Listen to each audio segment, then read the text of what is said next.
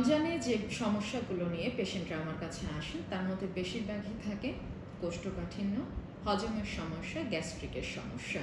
রমজানে ভুলভাল খাবার চয়েসের জন্য এই সমস্যাগুলো হয়ে থাকে। অনেকের ক্ষেত্রে দীর্ঘ সময় না খেয়ে থাকার কারণেও হয়ে থাকে। সেক্ষেত্রে খাবারে পর্যাপ্ত পরিমাণে প্রোটিন এবং ফাইবার জাতীয় খাবার রাখতে হবে। এনার্জেটিক কিছু খাবার খাদ্য তালিকায় রাখতে পারেন। এক্ষেত্রে কিশমিশ, খেজুর হতে পারে। এর পাশাপাশি ইসবগুল আপনার হজম শক্তিকে বাড়াবে। এছাড়া ডালিম, তিল, অলিভ এই খাবারগুলো হার্ট হেলথের জন্য খুবই ভালো।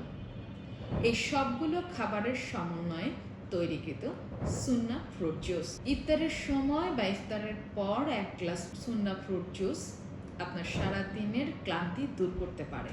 তাই রমজানে ইবাদত হোক সঠিক পুষ্টির সাথে।